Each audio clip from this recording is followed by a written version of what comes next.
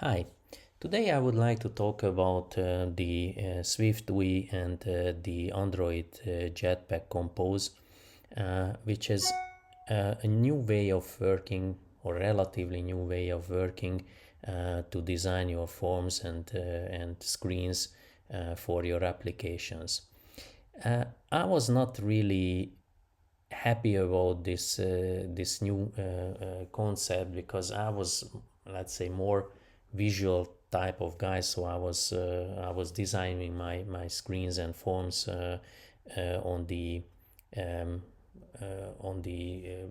storyboard or here in the Android Studio in the designer, the form designer and the navigation designer screens, and this was giving kind of freedom uh, to to make the screen to visualize it and then link it to the code and then get what I wanted from this.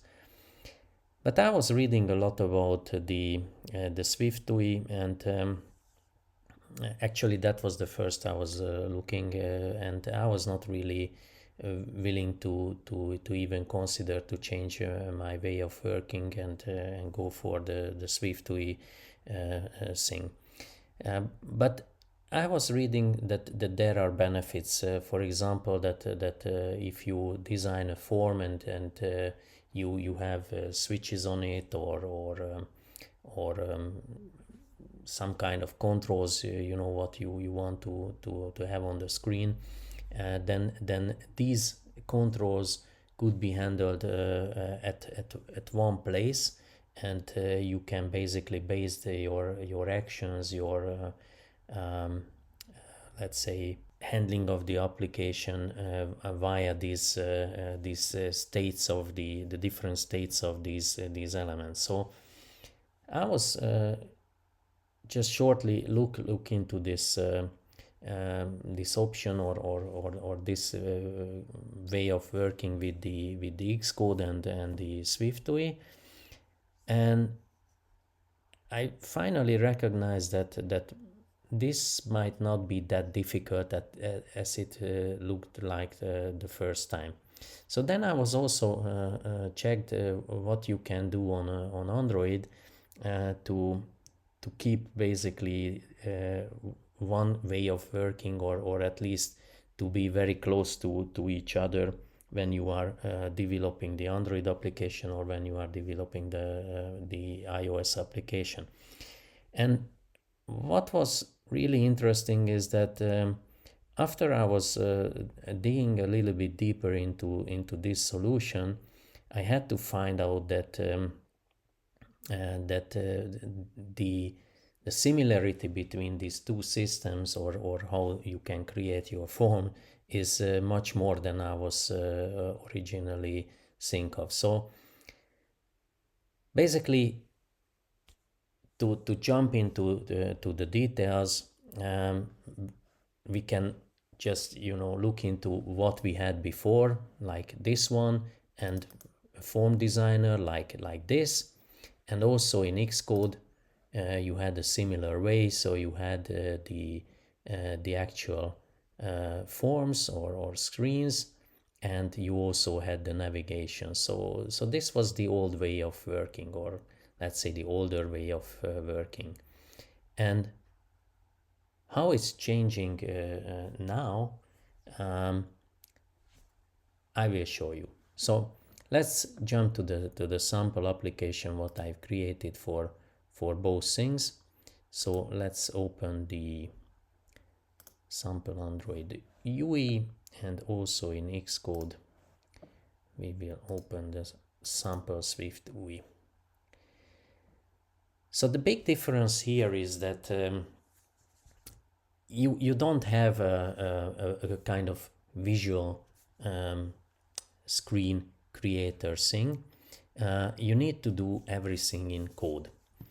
But before you say that, okay, but then how you can visualize it? Basically, the system is also giving you the chance to visualize the SwiftUI or visualize the Android Jetpack Compose on the same way. So when you are creating a code and the code can be translated into a form or screen, then the system can automatically generate for you this preview, and then you can basically change whatever you want. You can modify certain things, or what you want, how the form should look like, and then you will get at the end the same thing what you got in the old storyboard solution, or the navigation screen, or navigation design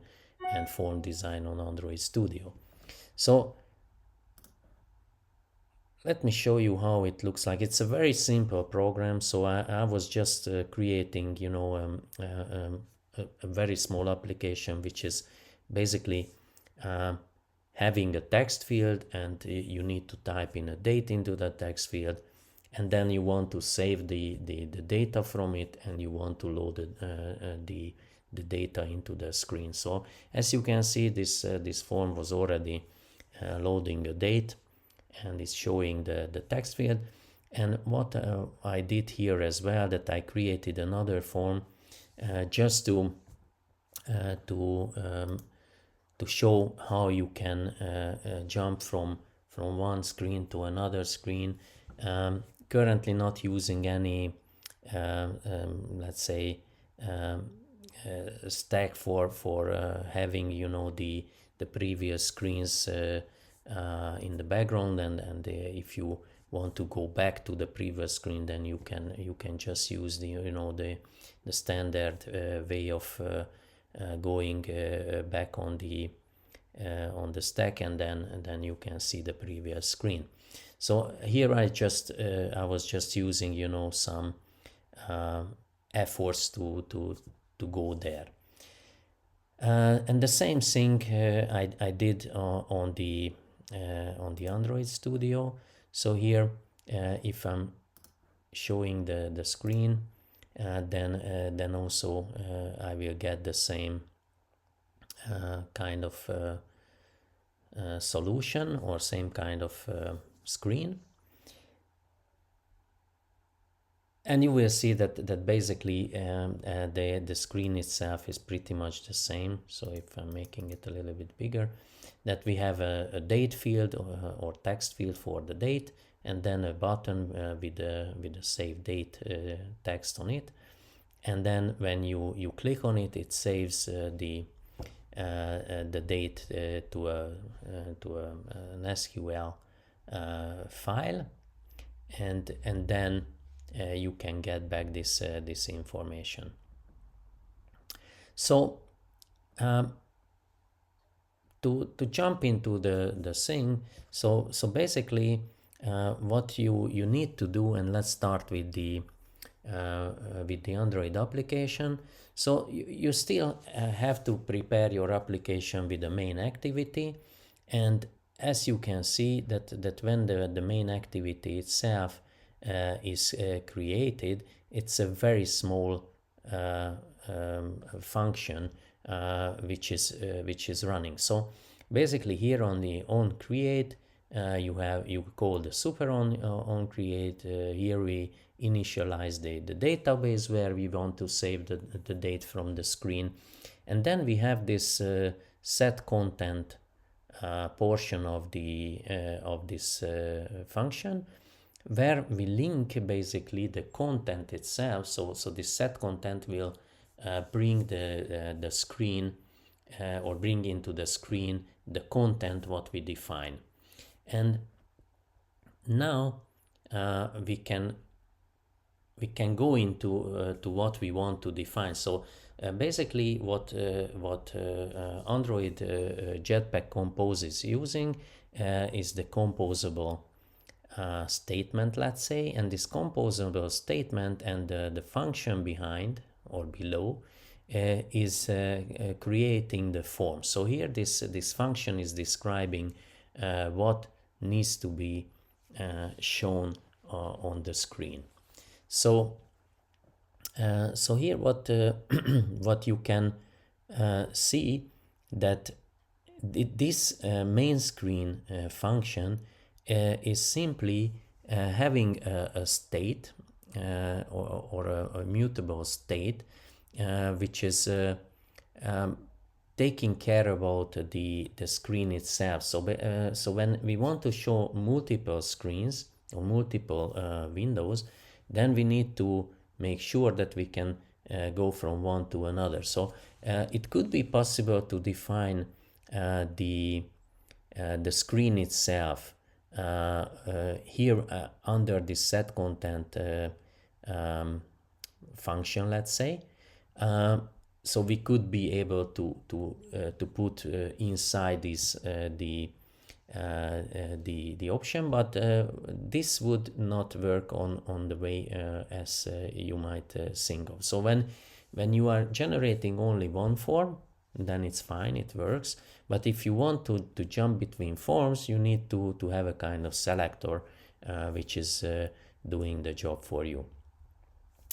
So so here what is happening is basically that we define the screen to show variable, and when we change this this variable, then the screen will automatically load that composable which we want to have on the screen.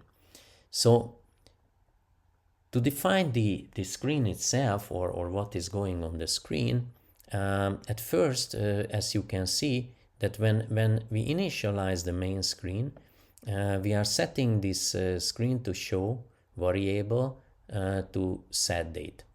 And when this value will change, then the screen will also change, because the system takes care about that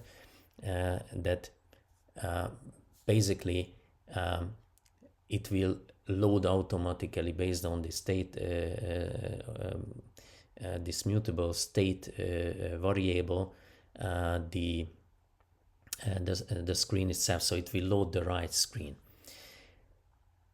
So then we need to define the screen itself, because this composable will not show itself as a screen, because there is no description for it.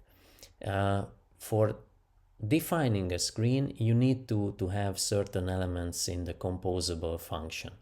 So as you can see, inside this one, we need to do things, and I start with the screen definition. So as you can see that for the screen definition, we have this column statement, and inside the column statement you can define some modifiers. I don't go into the details right now, but basically with these modifiers you can define how this column should be formed on the screen, and how the column should be looking when it's done. So as you can see that here we have that the column should fill the maximum size, the padding inside should be 16 dots, and the vertical alignment between the elements should be again 16 dots. So you can basically define here some standard things that how the form should look like, how this column should look like, and how the elements should be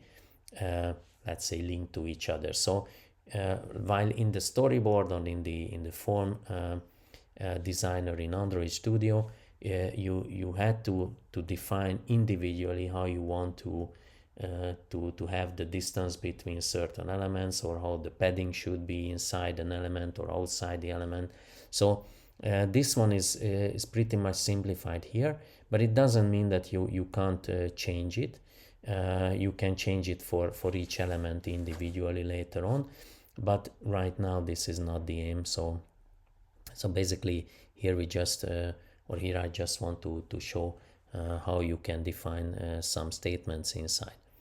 So then inside the columns you can see that you can define certain elements, and These are coming in like individual functions, let's say. So for example, here we have a text field, and here it's defined that the value should be the date field variable, which is again a mutable state, and this is again important because whenever this value is changing, then you can call certain functions, or you can run certain elements inside the code.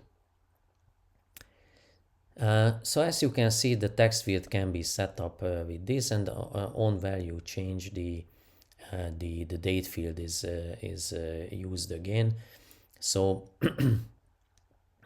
so it's basically filling up the date field with the entered data. Then you can also define the label. So if you don't have any data inside, you can say that it should be enter date. And of course, when you start to type in something, then this will go up like a standard label inside the text field. Then we define the button. And as you can see, for the button, you can define also functions which should be, or events which should be called when you do something. So you also can define the text on the button, and you can also go inside this and you can define other things as well. So you can see that when we call the on click, then we save the data from the text field. We also show on the screen that the date field or the date itself is saved, and we write into this small toast text that what was that date.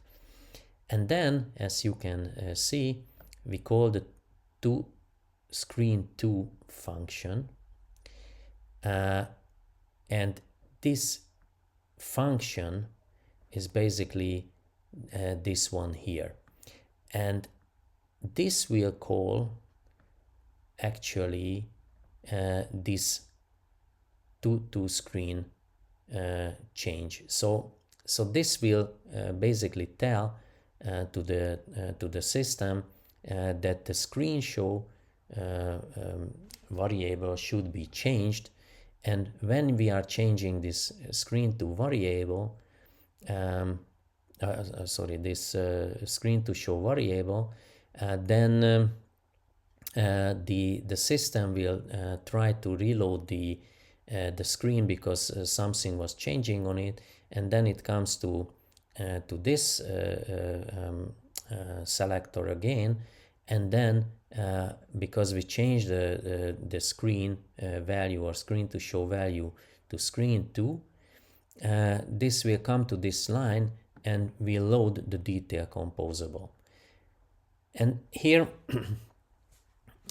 what I also wanted to show with this example, that you don't need to have all these composable functions in one screen, because then you would be creating a huge file for a big program. But you can basically split these composable functions or composable areas to separate files, separate Kotlin files in the Android case, and then you can also work with these. So if you come to the detail view, which is actually having this detail composable, let's say the form itself is pretty much the same, or the screen itself is pretty much the same. However, here I don't have a text field to fill in. We just have a text message, let's say, or a label with a simple text itself.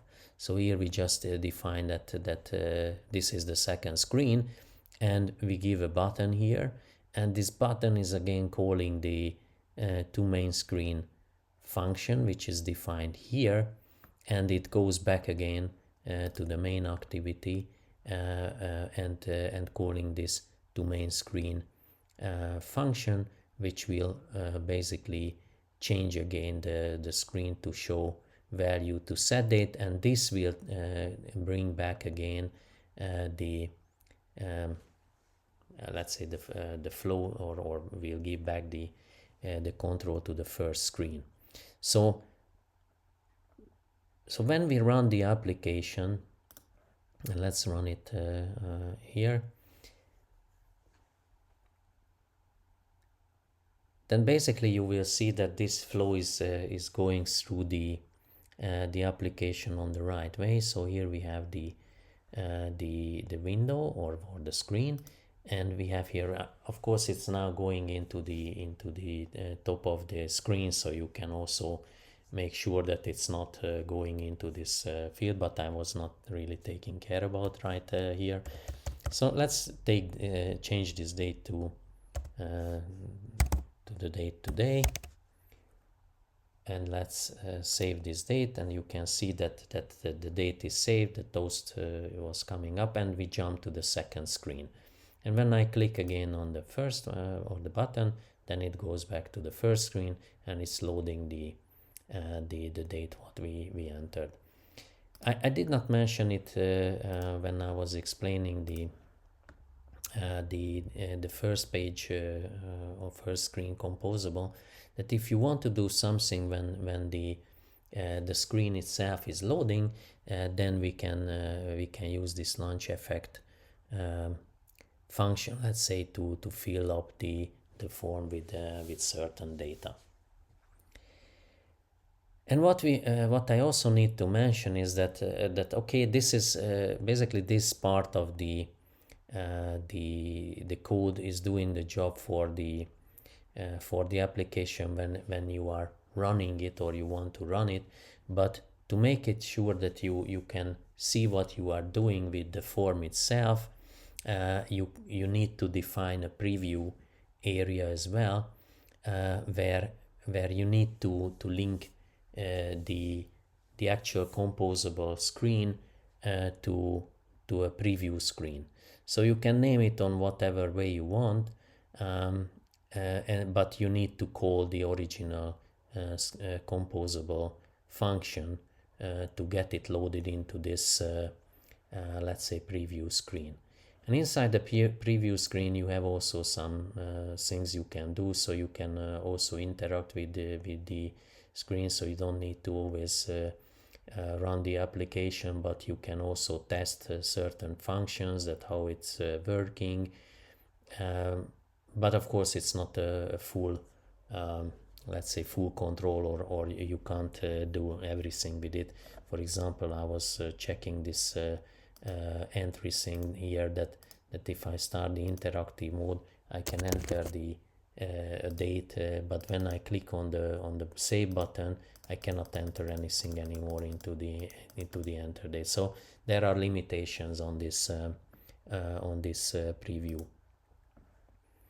Okay, so basically that's it. So when you are working with this, then or with the Jetpack Compose, you need to define the application like this, and you don't have this visual editor. You don't need to pull let's say constraints, and you don't need to set up everything on a properties sheet to get the form as you want. You need to do everything within these codes.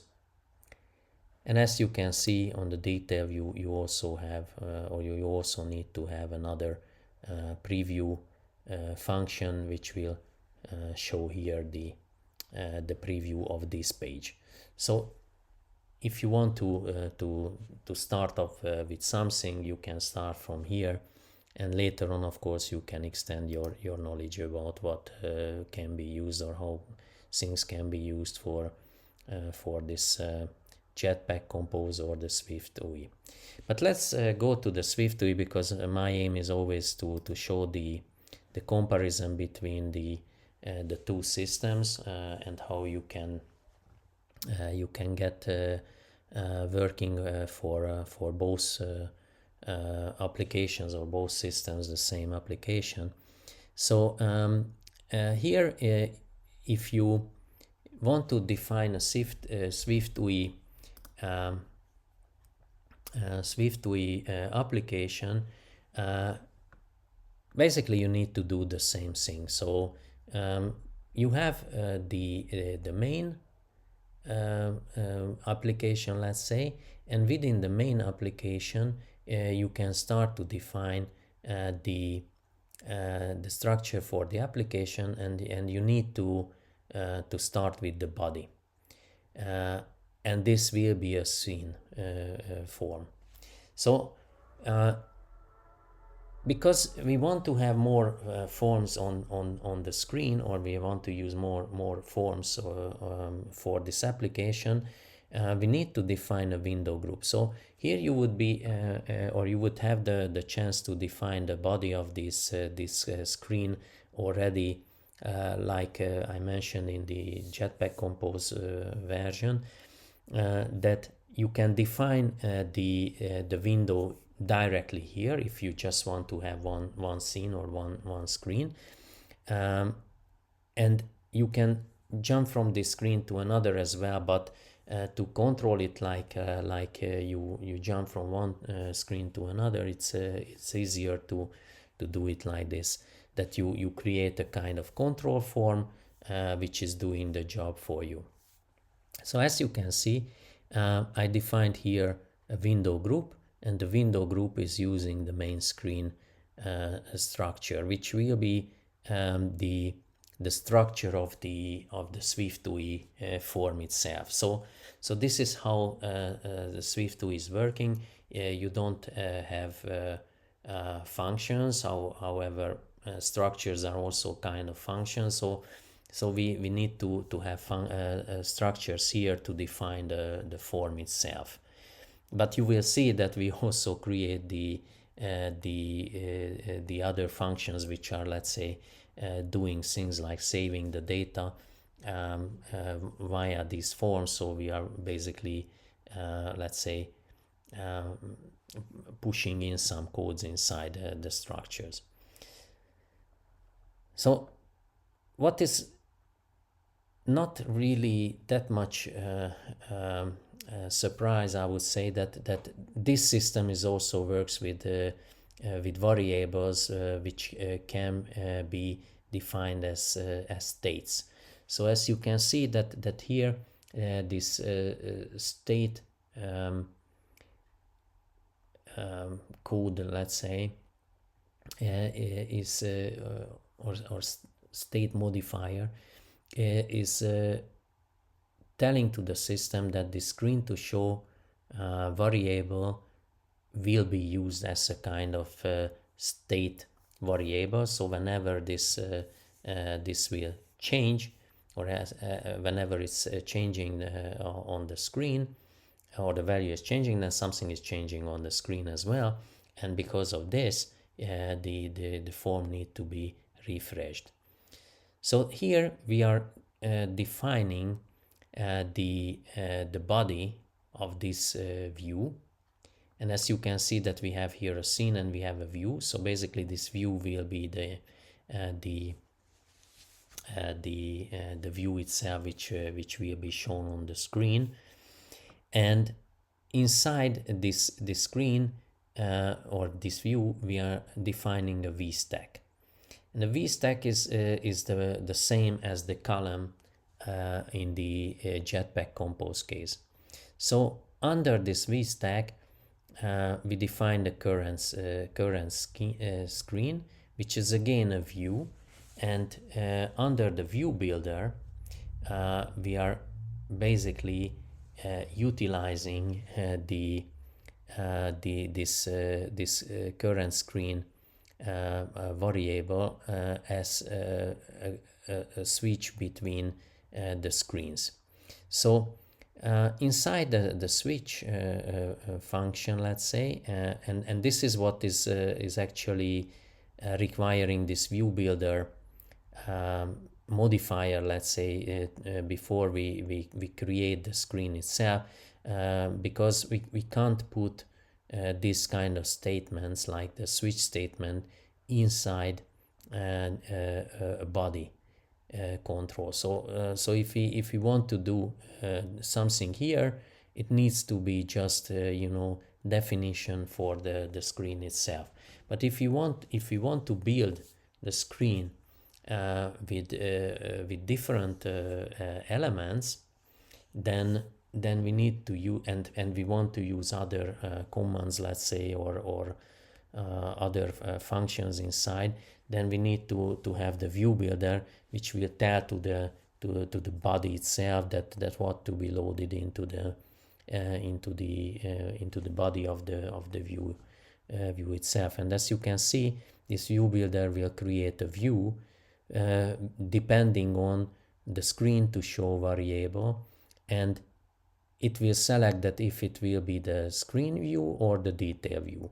So if we say to the system that the screen to show value is the set date, then it will show the screen view. And as we were telling we set this screen to show variable originally to set date. This will basically load the screen view or structure, and if it will be changed to the screen to, then this will load the detail view.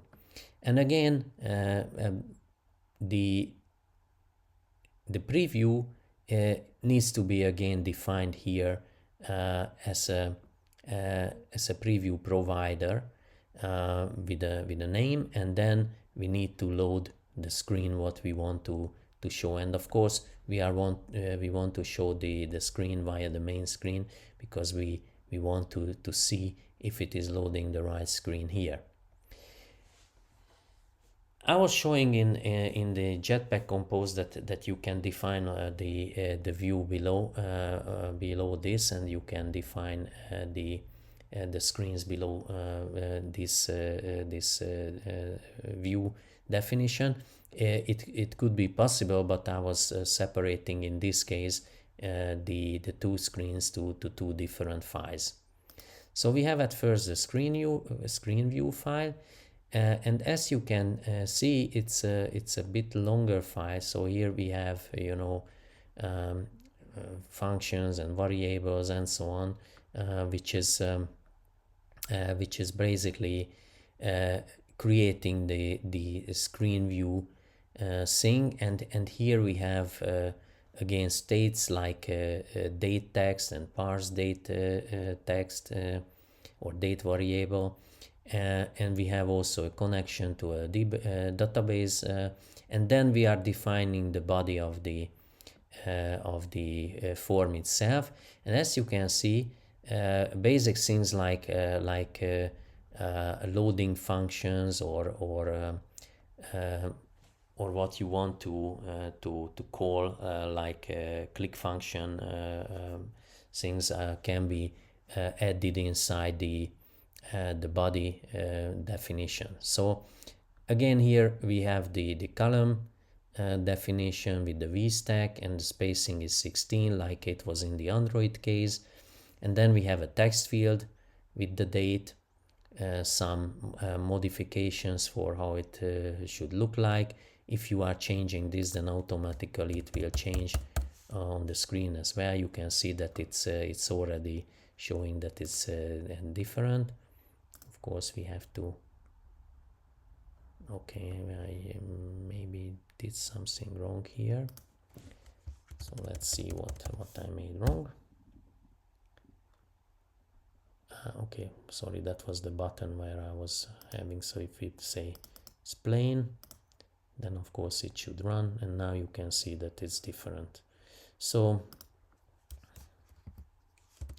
let's go back to the rounded.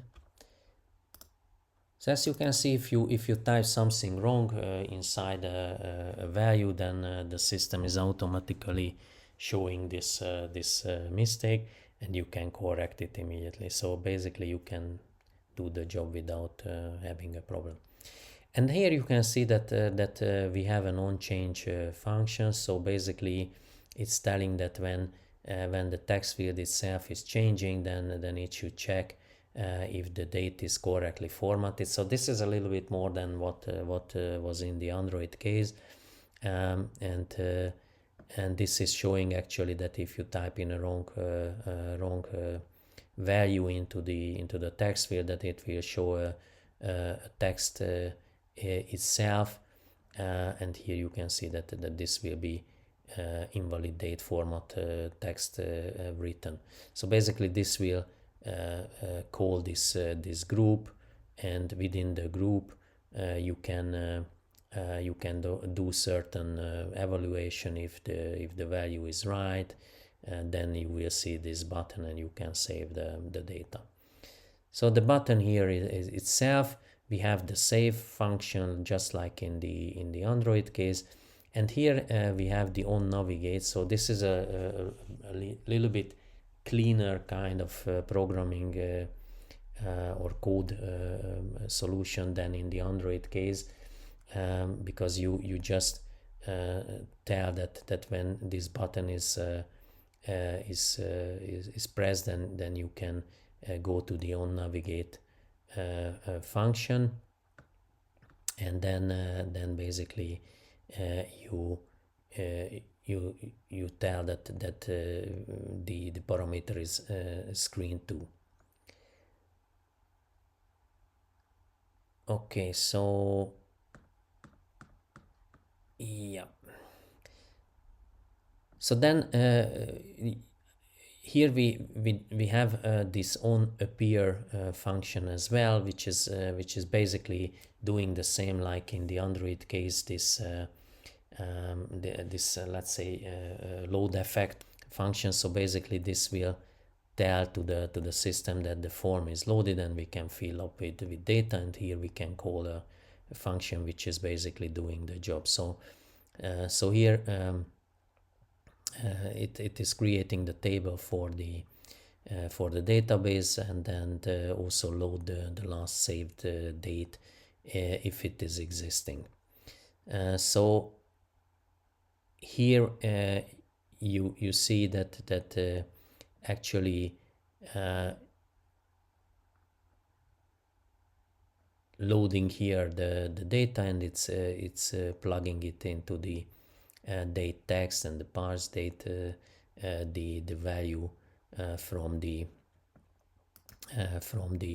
typed in or the saved date value. And when the on navigate is called, of course we are coming back here that the on navigate is defined, and then we can basically use the parameter which is sent via the on navigate function to the screen to show value. So basically here when we are saying that on navigate screen 2, then this will call the on navigate function inside the other application. So then we have the detail view on the same way. So basically here we just have a text that this is the second screen, and so on, and we have the preview itself. So when we are running this application, then basically it's doing the same job what we had in the Android case.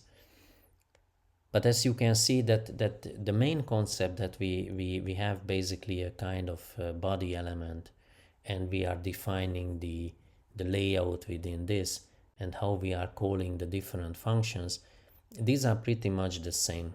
Of course, it's a bit different in the code itself, but you can basically convert easly from one way to the other, because if you have this process defined here like this on back or on navigate, then you also have it in the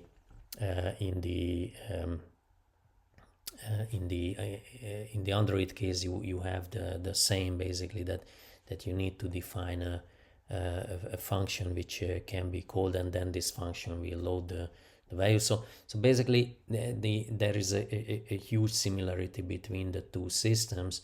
So once you develop something on the Swift iOS case, then you can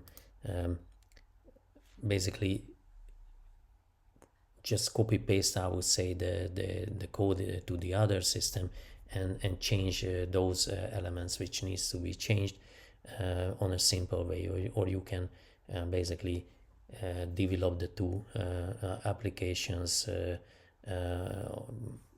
next to each other. So on one screen you are typing in the structure of the Android system, and on the other window you can type in very similarly to the other or to the Swift case the other application.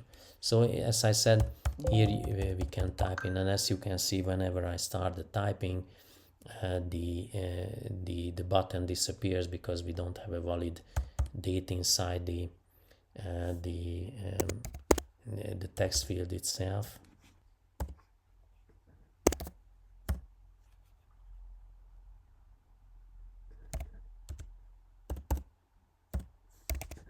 So as I'm typing the date, whenever I reach the point where we have a right date, the button is already changing. So as you can see, that basically this kind of application is very simple, very neat, and once the state of the element is changing, the system itself behind is already calling the function which is checking the value. It's parsing the value and is checking if it is a date value, and immediately reacts on it, and instead of having a text field or text on the or label on the screen, it's changing to a button. So, but of course you can do other things, like you can call other functions, you can save the data automatically and so on. So you can do whatever you want with this, but of course the limit is the sky. So if you want to use this system, you need to think a little bit differently compared to what you were doing on the storyboard or the form designer solution in the other case. But once you get familiar with this system, I think it could be useful, because and could speed up maybe the design of your application a bit better, and you might have less mistakes in the design, because on the other case you need to have the forms design on a design screen, and then you need to link variables, functions to these, and if you make a mistake there, it's not always visible. So you might have the problem that you change something in your code, and then the application is failing at the user. So here with this preview solution, the system itself is checking that everything is right, and the code can be converted into an application, so you don't have any typing mistakes. You have the functions at the right point, and if not, then immediately the system is showing on the preview that something is not right, and you need to take care about it. So as you can see, the system itself is working on the same way. So when I'm fixing or pressing the button, then it saves the date and goes to the second page, and then when I click on the other button, which is not formed like this button, then I can come back to this first page. And if I'm rerunning it again, then the save date is appearing, so I always get what was last time typed in.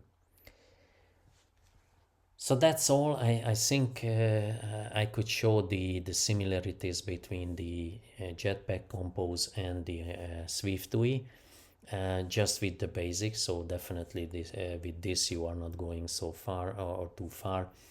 Um, but at the end, it is a good start, and it can maybe help you to decide if you are starting your new project using the SwiftUI and Jetpack Compose, or you will use the let's say the older traditional way of creating forms and screens, um, with the storyboard and with the form designer. So I hope you enjoyed this tutorial, and if yes, then don't forget to subscribe. And with this I say goodbye, and see you next time on my tutorials.